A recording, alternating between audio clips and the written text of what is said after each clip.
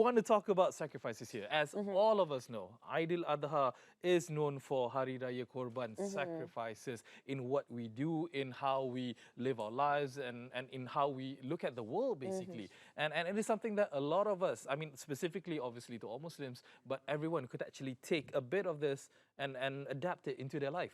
Exactly, exactly. But to further understand the history behind Aidil Adha, I think for us to really understand what it means to sacrifice, we have to first understand the story and how the celebration came about. We're going to invite, again, one of my favorite guests.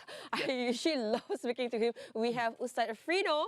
Oh, you know, I want to first congratulate you. You're a doctor now. Thank you so much. So is it now Ustaz Dr. ERFINO? Yeah. But until now, I can't even prescribe you any Panadol or aspirin or antibiotics in that sense. Yes, just completed my PhD early this year. Yeah. One thing that I know that you could prescribe to us is the medicine of the soul. Oh, yeah. Oh, there you go. Right. Do you really need that? We preemptively later, you know, when it comes to all this kind of thing. So, Doctor, Ustaz, now I'm confused on to call him actually. Ustaz. Okay, let's call him Ustaz. Okay. No worries. So, Ustaz, so again, when we talk about Aidil Adha, when we talk about Hari Raya Korban, a lot of people, again, as I mentioned earlier, we talk about the sacrifices. Obviously, from what our Prophet, Nabi Muhammad Sallallahu Alaihi Wasallam, has actually endured before, you know, with the history, a lot of people are still unable to actually grasp that understanding on how that particular incident, what has happened before between Ismail and Ibrahim before, and how it can be implemented into our lives on a daily basis, basically. So, Ustaz, could you just fill us in on how this is actually quite important for us? Yep. Bismillahirrahmanirrahim. Assalamualaikum warahmatullahi wabarakatuh. Thanks, MEOR. Thanks, Zoe, for having me. First and foremost, as an individual or person who used to work and live and study for 4 years in Jordan, where the kunafa, which I overheard that you mentioned earlier, this is where the kunafa is originated in Jordan and Palestine. So I used to enjoy that. So next time, please. Bring the kunafa. I told you, okay, producer, Bukit please take note of Bintang, that. I don't mind any place, but when the moment you mention kunafa, then yeah, I think this is my thing. So you need to sacrifice your time. Yes, of course. Yeah. Back to our discussion. As Allah subhanahu wa ta'ala mentioned the purpose of sacrifice in the sight of Islam, let's bring our attention to one of the verses in the Quran, which Allah subhanahu wa ta'ala said in Surah Ali Imran, verse 92. Allah subhanahu wa ta'ala said, A'udhu billahi minash shaitanir rajim, la yanala Allahu luhumuha wala dima'uha walakin yanaluhu taqwa minkum, which means it is not the flesh of the animal that you sacrifice, nor their blood that reaches Allah subhanahu wa ta'ala, but then it is the act of sacrifice, the one that reach Allah, the one that is considered in the weightage of Allah subhanahu wa ta'ala reward to any person, is the piety, is the feeling of fear Allah subhanahu wa ta'ala, to attain to be closer to Allah subhanahu wa ta'ala and sacrifice the animal, be it sheep or cow, cattle or camel, whatsoever. It is just a tools or means towards that. You did mention earlier of the Abraham, Nabi Ibrahim alayhi salam, and his son, his first son after more than 80 years of his age, to have a first son, and Allah subhanahu wa ta'ala ordained him through his dream that he has to sacrifice Ismail. Imagine how would that be. This is the purpose of sacrifice, is as long as we are willing to disengage ourselves with the one that which is the dearest to us, the one that we love so much, that's how we come into the meaning of sacrifice itself. But at the moment, into the practical of our life here, taking into consideration the lessons that we take from the Prophet Ibrahim and Prophet Ismail alayhim assalam, and the one that Allah subhanahu wa ta'ala mentioned in Surah An-Nisa, Surah Ali Imran verse 92, we need to have the feeling or the willingness to sacrifice with the capacity or the limit that we have. If we are a father, then our main, at the back of our head, the main sacrifice for us is towards our wife and our children. Right.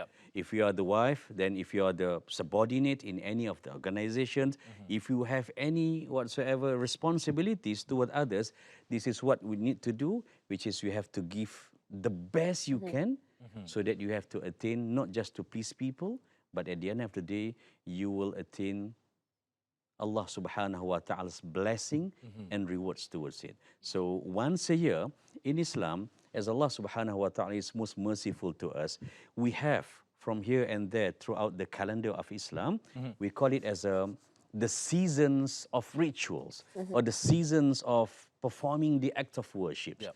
This is because due to the lackness of us, we can't, I mean, the commitment, the consistency in performing any act of worship is always a struggle. Yep. So Allah subhanahu wa ta'ala is so merciful, giving us multiple rewards on that by having, this is the only day, this is the only one, this is the only specific weeks that you need to sacrifice, you need to perform, but then you will get the reward, which is multiple, which is unimaginable. And for the Hajj, during the month of pilgrimage, in this Zulhijjah, the best, one of the best example of giving to Allah subhanahu wa ta'ala and sacrifice is to perform the Hajj itself, and the second, to do the sacrifice through the animals that is prescribed by the Prophet Muhammad sallallahu alaihi wasallam in accordance to Islam, as Allah subhanahu wa ta'ala ordained us to do.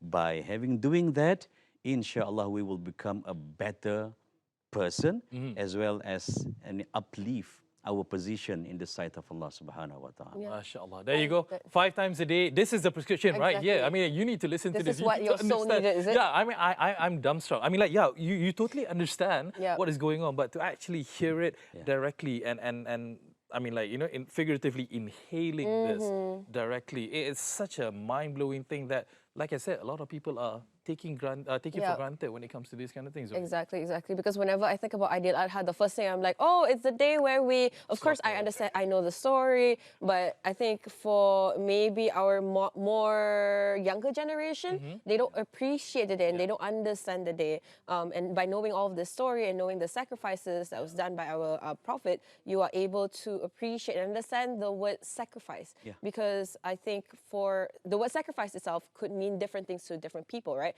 But especially on this day. So typically what we do on this day is that the men will wake up and then you will perform the korban. And then I think it's the job of the woman to, you know, cook and deal with the other stuff, right? So is that the more, I don't want to say correct way, but is that one of the more traditional way to celebrate this day? Or is there another way for us to be able to appreciate and celebrate this day better? Well, according to what I've said just now, the verse was actually from the Al-Hajj verse 37, and the one that I'm going to mention of the Ali Imran verse in Surah Ali Imran verse 92 is when Allah Subhanahu wa Taala said, "Lan tanalul birra hatta tunfiqu mimma tuhibbun," which means you will not attain a great kindness, you will not reach the level of good deeds, the best good deeds in the sight of Allah Subhanahu wa Taala, until you contribute or you disengage yourself with what you love most, which is the contribution. Now, the food and everything is just a mean or tools of doing that. It's a byproduct, basically. It is. Kunafa is one of it. He keeps coming back to kunafa. Oh my God! I told you, you should run it. But having said that,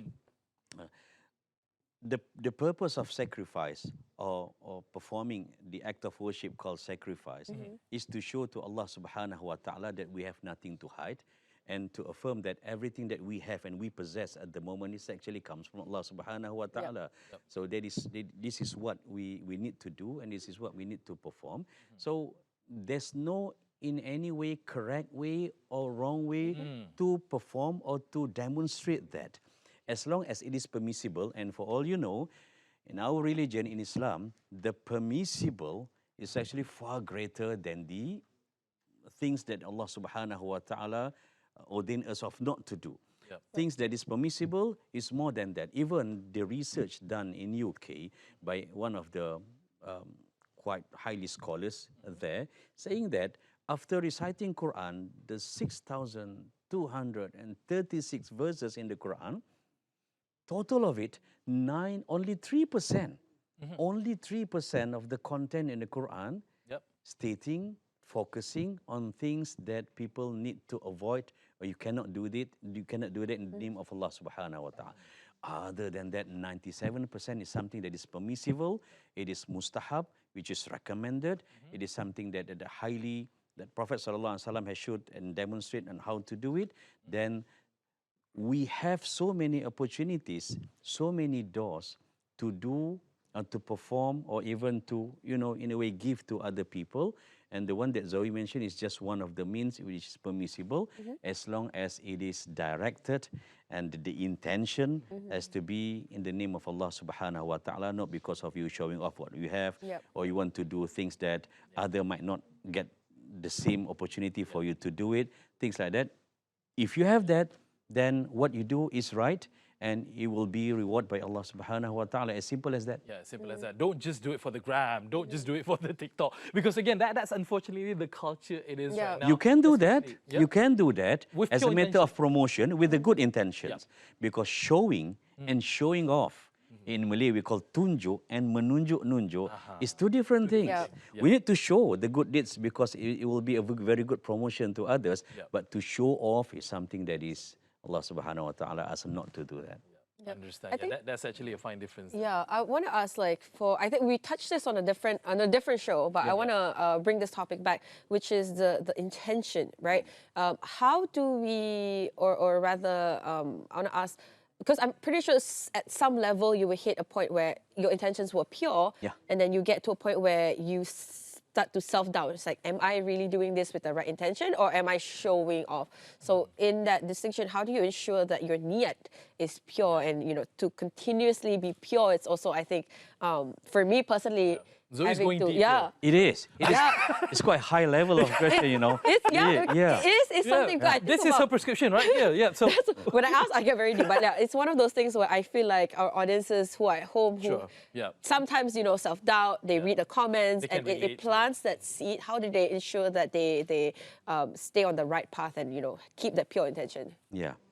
It's very nice. I mean, you put it in the right way. But the thing that we need to clarify to all is that first and foremost, the intention is just between you and God. That's why in any act of worship, be it salah or zakat or even the fasting and everything, you are not necessarily, it's not an obligatory for you to utter it. Whatever that comes into your head, something that crossed to your mind, that's the intention. So the one that know is only you and Allah subhanahu wa ta'ala.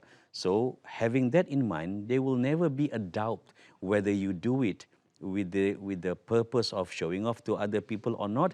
It's just something that Allah subhanahu wa ta'ala know that this is what in your heart, then you stick with it. Having the attention from others is something that is unavoidable. Nowadays, everything is seenable, everything is visible. Whether you hide it or not, somehow people will know. Sooner or later, people will know it.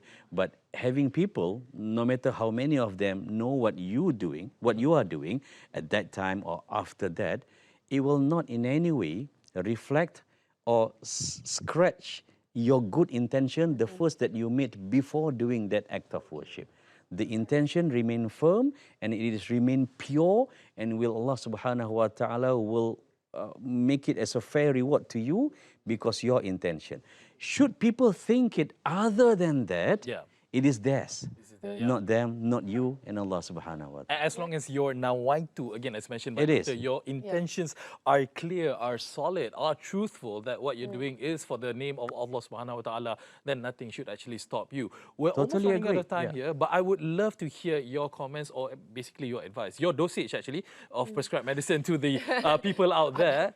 I mean, again, I do want to touch this, but again, I believe, Ustaz, you and myself, we come from a similar kind of generation, background and whatnot.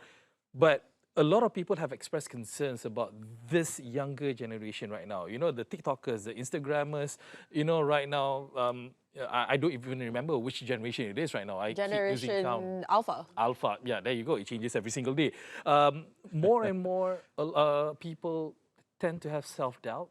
More and more people tend to have a different type of belief, and by the name of human rights, they would say that they are correct because this is how they want to live their life.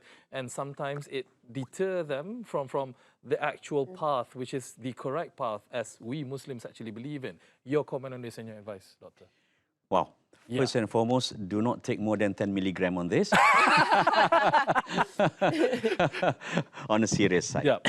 Yeah, this is something that I've seen a lot on my daily basis, interviewing youngsters who actually, on paper, they are what, 4.0, 4 flat CGPA, 3.7, 3.8. But when it comes to representing themselves, they are quite struggling in that sense. They're very good in terms of writing or giving answers in any examinations, but when it comes to see who are they actually and what are they representing, it is something that they need to, in a way, we as a, I don't know what generation are we call.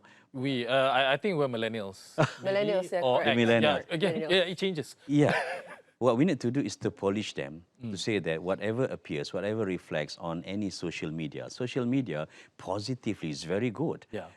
Because whatever good deeds you're doing here, you are actually promoting to others in a fingertip. Sure. But at the same time, should you reflect or should you consider and you lean on the social media more than percentage or dosage that you should have, then yes, it will be a disaster to a person whereby they will have a lack of confidence, they will take it too seriously or too deep, whatever people think of them, whatever connotation or even emojis can insult and can ruin your day. Yeah. Things like this, we need to tell the youngsters that you are better than that. Whatever Allah subhanahu wa ta'ala decreed on you is something when you do is for the good of your good self.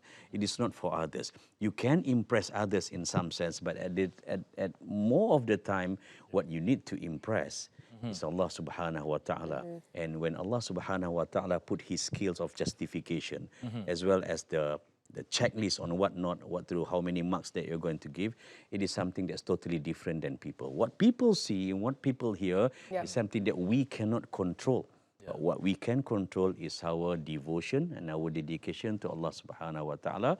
Then our youngsters will be a brighter future leaders for us and for our younger generation, inshallah. Wow. I love that sentiment. At the end of the day, like I always love when speaking to you because you always come back to this reminder that your relationship with God is your personal relationship with God, and you should maintain that irregardless of what everyone around you says. So unfortunately, we've run out of time. Yep. Wow. Yeah. Yeah, very quick. I didn't realize That we was only very asked quick. about Again, 4 or 5 questions. we would like to thank our doctor of the day here, USTAZ Dr. Muhammad ERFINO Johari, for Thank you being so with much for us. Make having sure me. you take Yep. the prescribed medication 5 times a day. Only 10 forever, milligrams for you. basically. Only 10 milligrams for milligram. me, personally. Yeah, And because you I'm a big both guy. still owe me that. Oh, yeah. Yes. Okay. Kunafa, again, Miss Producer. Please take note of that. Thank you so much, Ustaz, for Thanks coming again. down.